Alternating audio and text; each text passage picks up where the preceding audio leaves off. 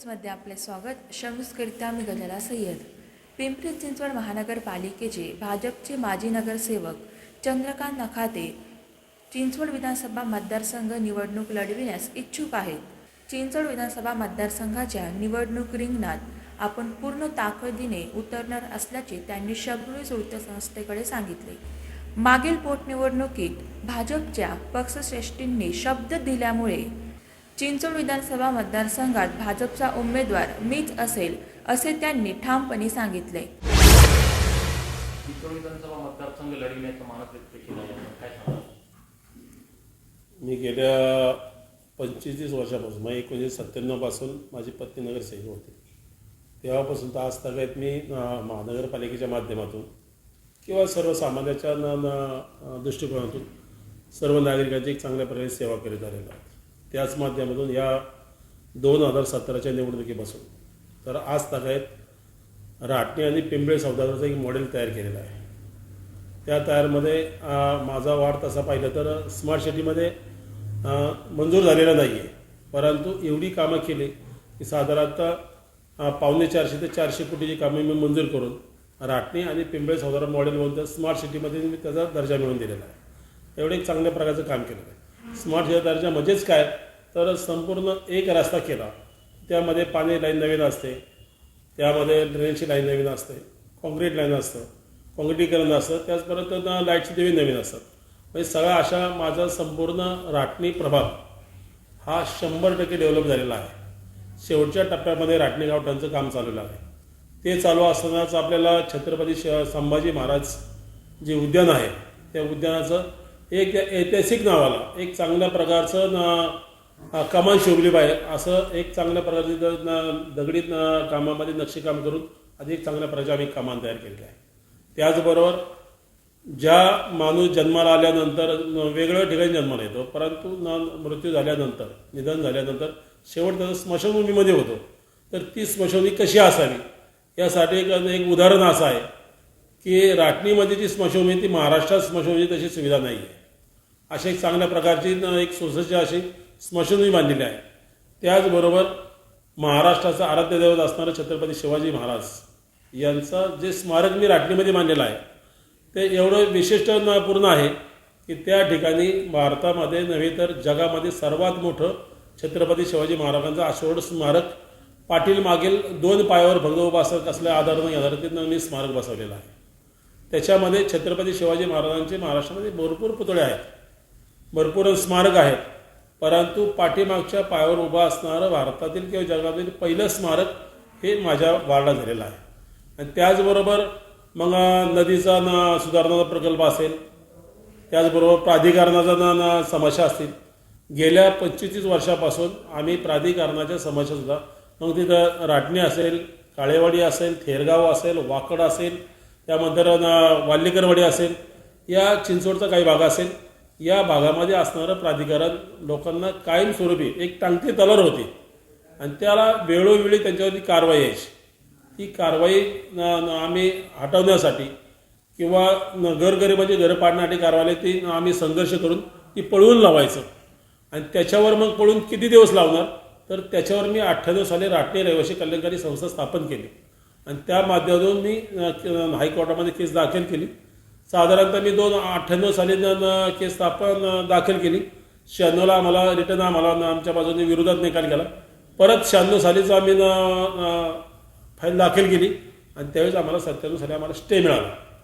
त्या स्टेमुळं साधारणतः मागाशी सांगितल्याप्रमाणे चिंचवड, वालेकरवाडी, थेरगाव, वाकड या भागामध्ये जी बांधकामं आहेत त्या बांधकामावर प्राधिकरणाला कधी त्याच्यावर कारवाई करता आली नाही. हां, ज्या ठिकाणी एखादी तक्रार असेल, शेजाऱ्याने तक्रार केली त्याच ठिकाणी कारवाई झाली, अन्यथा त्याचा दिलासा हा सर्व माझ्या जनतेला मिळालेला आहे. आणि त्याच माध्यमातून मी गेल्या 10-15 वर्षा काळामध्ये की मी राटणीचा विकास करता ज्यावेळेस माझी 2000ला ज्यावेळेस नगरसेवक होतो त्याही वेळेस माझा प्रभाग असा होता की राटणी, पिंपळे सौदागर पूर्ण, पिंपळे गरवचं रामनगर असेल, सुदर्शन नगर असेल, कवडे नगर असेल, नवी सांगवीचा भाग असेल, गणेश नगरचा भाग असेल, या भागामध्ये आम्ही चांगल्या प्रकारे डेव्हलप केलेले आहे. त्यामध्ये सांगवीमध्ये माझं मित्र सर्कल मोठ्या प्रमाणात आहे आणि त्यामुळं साधारणतः माझा एक असा इतिहास आहे की साधारणतः एखादं काम अवघड जर असेल, आधी मग त्या माझ्या गावाच्या परिसर असणार, थेरगाव असेल, वाकड असेल, तर त्या एरियातली लोकांना सुद्धा जर एखादं काम नगरसेवकाकडून होत नसेल तर साधारणतः तिथं सांगितलं जायचं तुला कामच करून घ्यायचं, तुम्ही चंद्रकांत नखातेला भेटा. मग त्या वार्डाला जरी माझ्याकडे आलं तर ज्या कामाला जे कुणाकडूनच काम होत नाही ते माझ्याकडे आलं तर माझी कामाची करण्याची क्वालिटी वेगळी आहे. आलेल्या माणसाला तिथं मदत करणे, स्पीकर फोन लावून लगेच समोरच्या अधिकाऱ्याला सांगणे त्या माणसाला मदत करणे. त्यामुळे या चिंचवड विधानसभेमध्ये राहणारा नागरिक हा चंद्रकांत कामाची त्यांना पद्धत माहिती आहे की सगळे माझ्यावर कामावर खुश आहे. राहिलं तसा प्रश्न माझं नातेवाईकाचं माझा एक मोठा एक परिवार आहे आणि त्या परिवाराच्या माध्यमातून साधारण तसं पाहिलं तर चिंचवड विधानसभेमध्ये राहणारे प्रत्येक नागरिक हा माझा नातेवाईक आहे आणि पाहुणेराव आहे. त्याच्यामधून असणारं त्याच्यामुळं मी 100% एक चांगल्या प्रकारचं काम करतो आहे. आणि भाजपचा एक नारा आहे की जो चांगला माणूस काम करतो, चांगला माणूस पक्षाचं वाढीसाठी प्रयत्न करतो, चांगल्या प्रकारची सेवा करीत असतो, अशा माणसाला नवीन चेहरा त्यांना हवा आहे. आणि त्यामुळं मी गेल्या 2 वर्षापासून मी चिंचवड विधानसभेची निवडणूक लढवायचा माझा एक मानसिकता आहे. आणि त्याच्यामुळं मी आता गेल्या अश्विनीताईंना ज्यावेळेस पोटनिवडणुकीसाठी उमेदवारी दिली त्यावेळेस मी सुद्धा इच्छुक होतो, पण परंतु वरिष्ठांनी सांगण्यात आलं की 15 दिवसात निवडणूक लागलेली आहे, तर त्यामुळं त्या ठिकाणी आम्ही तुम्हाला थांबावं लागेल. तर त्यावेळेस थांबलो. दिलेले शब्द भारतीय जनता पार्टी वरिष्ठ लोक नक्की पाळतील असा माझा पूर्ण विश्वास आहे. आणि मला नवीन चेहरा म्हणून त्या ठिकाणी मला संधी देतील आणि त्या ठिकाणी मी बहुमत चांगल्या मताने निवडून येईल असा माझा विश्वास आहे. इच्छुक आहे काय सांगा? नाही, प्रत्येकाला संविधानप्रमाणे आणि लोकशाहीप्रमाणे प्रत्येकाला मत मांडण्याचा अधिकार आहे की प्रत्येकाला आमदार व्हायचं असेल, कुणाला खासदार व्हायचं असेल किंवा कुणाला नगरसेवक व्हायचं असेल. परंतु गेल्याच्या या तुम्ही ज्यांची नावं घेतली त्यांच्यापेक्षा अनुभवाने आणि वयाने मी मोठा आहे. अनुभव मला जास्ती आहे. गेले 25-30 वर्षात मी राजकारणात आहे. माझ्या 3 टर्म झालेल्या आहेत. त्याचा अनुभव पाहता की इच्छा जर त्या प्रत्येकाने जरी व्यक्त केली असली तरी मला माहिती आहे की भारतीय जनता पार्टीमध्ये घराणेशाही कधी चालवून देत नाही आहे.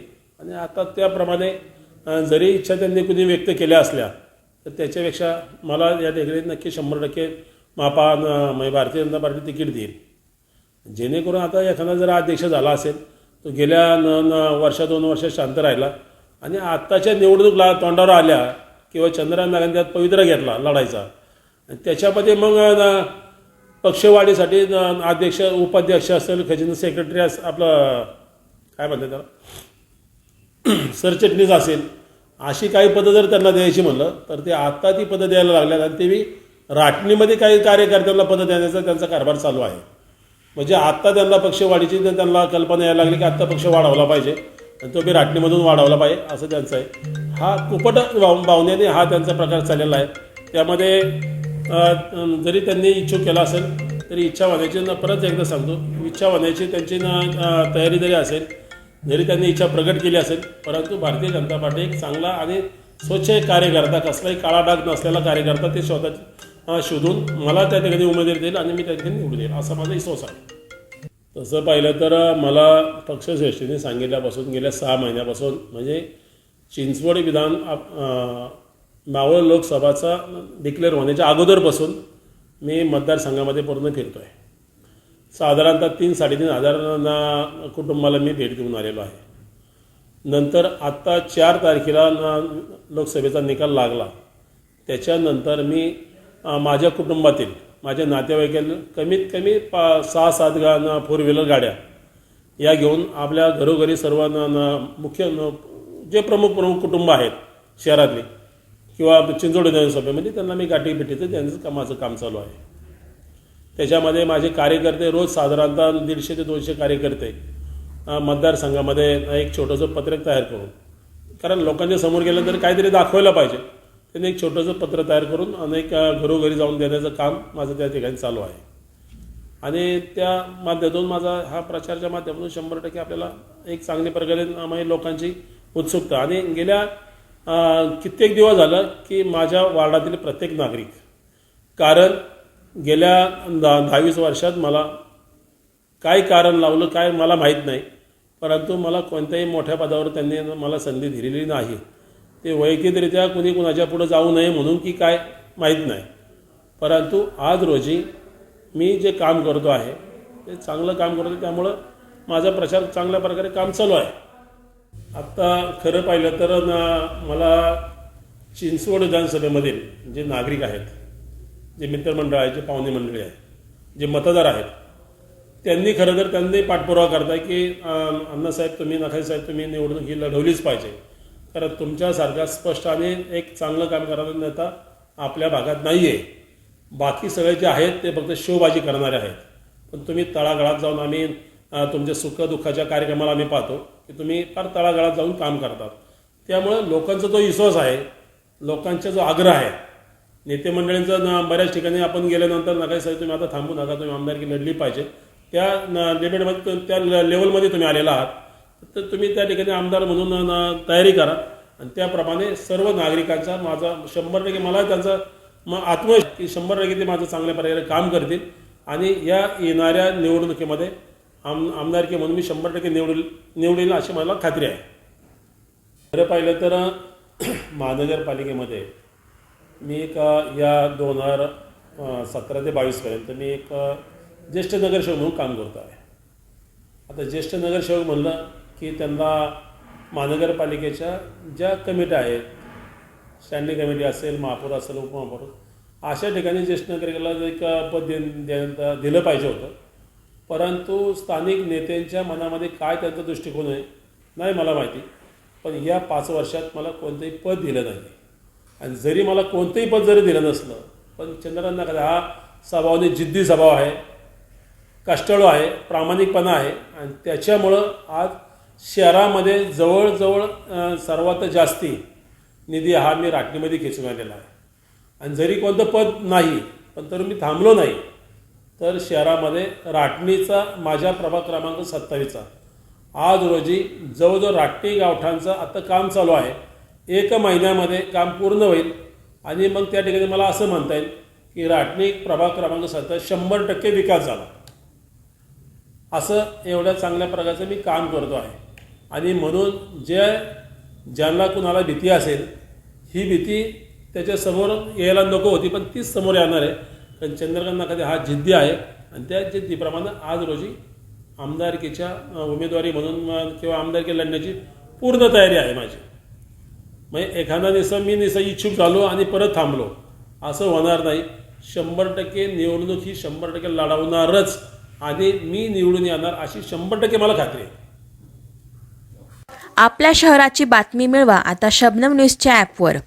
शबनम न्यूज मीडिया ग्रुप वतीने आपल्यासाठी शबनम न्यूज ॲप तयार करण्यात आले आहे. गुगल प्ले स्टोअरद्वारे आपण सदर ॲप डाउनलोड करू शकता व शबनम न्यूजवरील बातमी क्षणात मिळवू शकता. मग वाट कसली पाहताय? गुगल प्ले स्टोअर ॲप आजच डाउनलोड करा.